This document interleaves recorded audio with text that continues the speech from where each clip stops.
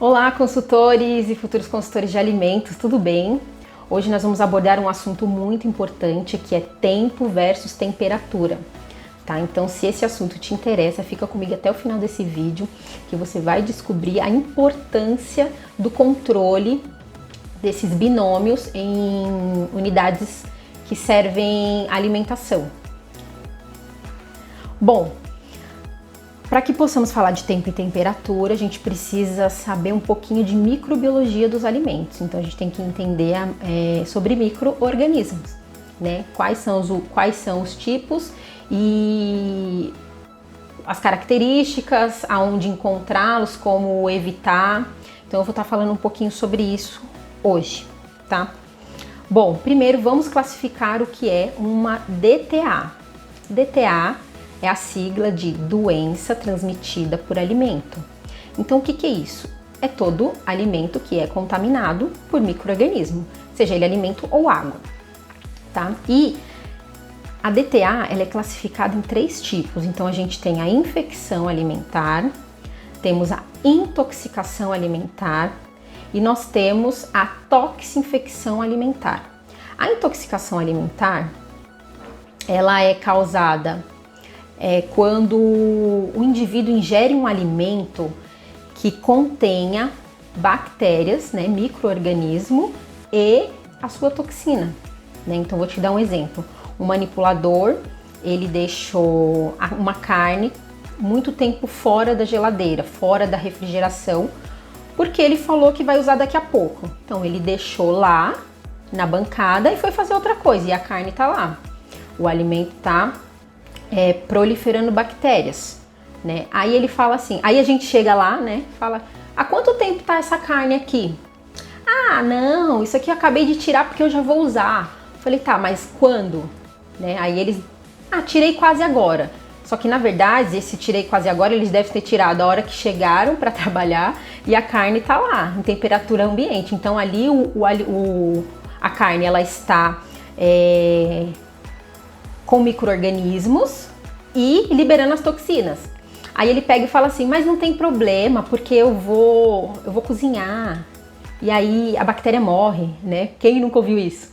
A bactéria morre depois que cozinha, só que essas bactérias que causam intoxicação alimentar, elas são esporuladas, então elas são termorresistentes, então elas precisam estar em altíssimas temperaturas para que possam ser eliminadas, tá? Então a pessoa que ingere essa carne, ela pode até ingerir sem o micro-organismo, que ele até morre, mas se não atingir uma temperatura acima de 120 graus, a toxina dela ela não é eliminada. Então a pessoa ela consome esse alimento e acaba tendo uma intoxicação alimentar.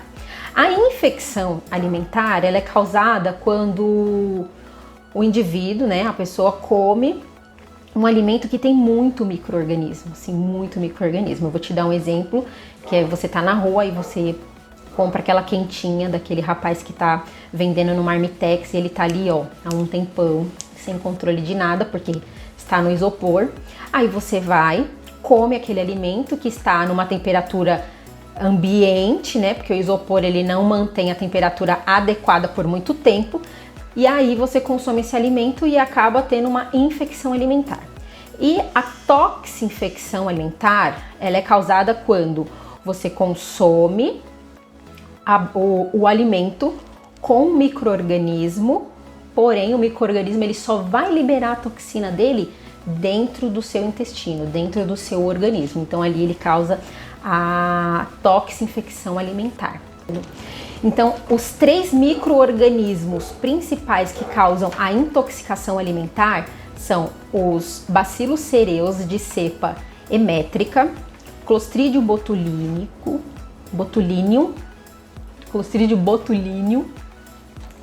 e o Streptococcus aureus. O período de incubação desses micro-organismos, o do Bacillus cereus, ele é de 2 a 4 horas, né, para manifestar os sintomas. Do Clostridium é de 2 horas a 8 dias e o do Streptococcus é de 1 hora a 8 horas, tá? Então, esse é o período de incubação deles para manifestar os sintomas. Então, os sintomas básicos são vômito, diarreia, dor de cabeça, febre, dores abdominais, tá? E os alimentos que mais acometem esse tipo de micro-organismos são o Bacillus cereus. Ele está muito em cereais, arroz, alimentos destilados, preparos com molhos, né? O Clostridium, ele está mais em enlatados, conservas vegetais artesanal, né? Então, quando a gente faz artesanalmente, a probabilidade de conter esse micro-organismo é muito grande, tá? Por quê? Porque ele é um micro-organismo que ele é muito resistente a altas temperaturas. Então, por exemplo, para você eliminar a toxina dele, você precisa deixar ele a 121 graus por no mínimo 90 minutos, para que a toxina dele seja eliminada. E como ele é um micro-organismo anaeróbico, então ele se dá muito bem em ambientes que não tem muito oxigênio. Então, por isso que em conservas e enlatados ele acaba sendo mais encontrado, tá?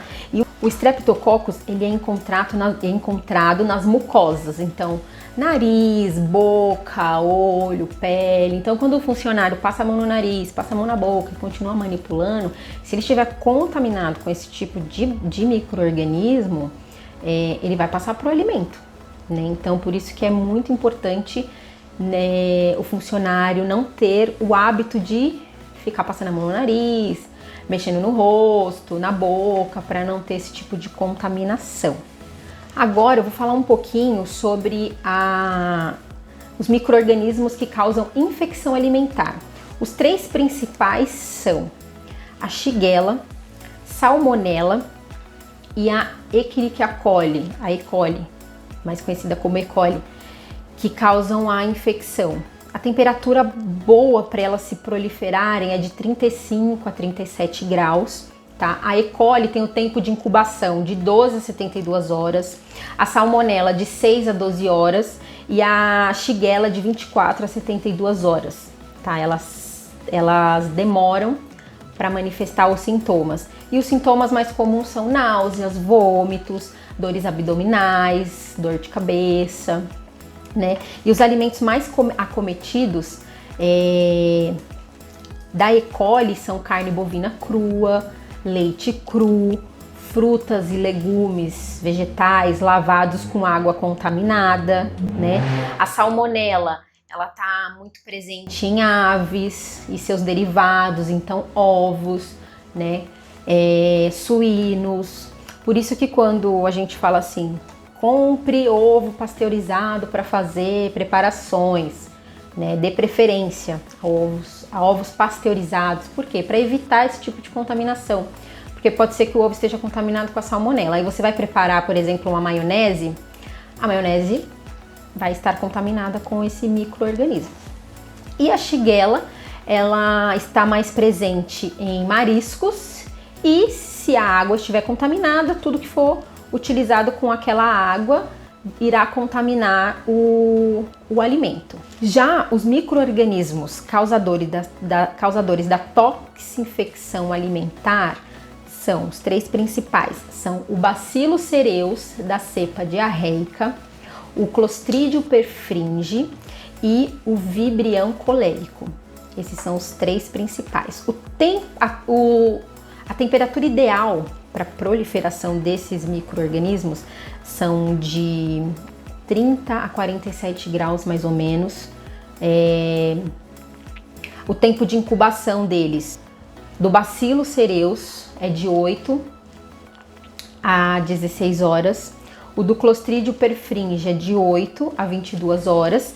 E o do Vibrião colérico é de 2 horas a 5 dias. Então, demora este período para que os sintomas se manifestem, tá? Então, os principais sintomas também são vômito, diarreia, dor de cabeça, dores abdominais, então são os principais. Os alimentos mais acometidos por esse tipo de micro-organismo, no caso do Bacillus diarreico, também é igual o Bacillus emétrica, que também está presente nos alimentos secos, nos cereais, no arroz, nos alimentos desidratados. O Clostridium perfringens está em carnes cozidas, mal refrigeradas, sopas espessas. E o vibreão colérico, ele está mais presente nos peixes e mariscos e seus derivados, tá? Então, para poder ter um alimento seguro e não acometer por esse tipo de micro-organismo, uma série de condutas de boas práticas precisa ser adotada. Primeira delas, manipulador. O manipulador, ele precisa estar muito consciente do que é um micro-organismo. Por quê? Porque ele entendendo como funciona, ele vai saber o porquê que ele precisa deixar a carne na refrigeração, abaixo lá da temperatura recomendada, que depende do fabricante, ou em média abaixo de 5 graus é o ideal, né, na refrigeração. Por que que ele não pode tirar muito tempo antes o alimento? Por que que ele precisa ter uma boa saúde? Por que que ele precisa lavar as mãos? Então ele vai entender um pouquinho que tudo que nós passamos para eles não é uma frescura, isso é muito chato, isso não precisa, isso não dá nada. Muitas vezes eles falam isso pra gente, né? Que a gente é muito exigente, que isso aí não tem nada a ver, mas não, tem tudo a ver. Então a gente precisa explicar isso para eles, para que eles entendam por que eles têm que seguir as boas práticas, né? E aí, entendendo, né, um pouquinho dando uma pincelada, né, nos micro-organismos patogênicos, vamos falar um pouquinho do que a legislação fala pra gente sobre tempo e temperatura, né? Nós temos que seguir a legislação 216, porque ela é a de âmbito federal. Então, você que não é de São Paulo, que nós estamos aqui em São Paulo, você que não é de São Paulo, a sua Bíblia é a 216. Se o seu estado, como aqui em São Paulo, tiver uma portaria complementar, aí você vai seguir as duas. No caso de São Paulo, nós temos três. Nós temos a 216, que é a federal, nós temos a CVS 5, que é estadual, e nós temos a 216, que ela é de âmbito municipal. E assim, as três, elas uma complementa a outra, né? A 216, ela não especifica muito, assim, tempo e temperatura que eu preciso deixar no alimento. Então, por exemplo, temperatura de recebimento. Na 216, ela não especifica o tempo e também não fala se nós devemos seguir a orientação do fabricante. Já a portaria a portaria 2619, ela já especifica que no recebimento, no ato do recebimento, nós temos que medir a temperatura dos alimentos congelados e refrigerados. Aí ela dá uma tabelinha de referência caso o fabricante não fale. Então, primeiro a gente tem que seguir o que o fabricante está pedindo. E aí temos uma planilha que deve ser anotada, tá? No caso da distribuição dos alimentos, né? Na distribuição, a 216, ela não especifica muito o tempo e temperatura que ele deve ficar exposto. Ela fala que ao expor o alimento, né, vamos supor num buffet, ele deve ficar lá, no buffet ou numa estufa, vamos dizer assim. Ele precisa ficar lá a 60 graus por no máximo 6 horas, tá? Então, essa é a especificação da RDC 216.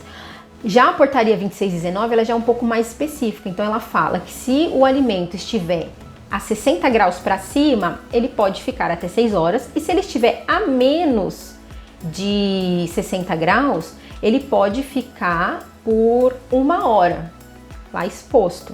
Então, por exemplo, se eu vou medir lá o meu alimento e ele der 50 graus, 54 graus, então ele pode ficar ali por 1 hora, tá?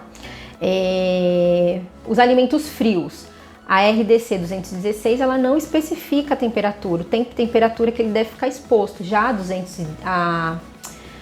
2619, ela já especifica, ela fala que os alimentos frios, eles têm que estar a 10 graus por 4 horas, ele pode ficar expostos ali, e de 11 graus a 21 graus, ele pode ficar por apenas 2 horas, tá? Então, ele dá mais uma refinada, né, para ajudar a gente. No equipamento, por exemplo, a RDC 216, ela não especifica muito sobre temperatura de máquina de lavar louça, né? E já a 2619, ela especifica, ela fala o quê? Que a lava-louça, na hora da lavagem, ela tem que atingir uma temperatura de 55 a 60 graus. E na enxágue, de 80 a 90 graus, né? Então, ela pede altas temperaturas para que possa eliminar os micro-organismos ali que estiver.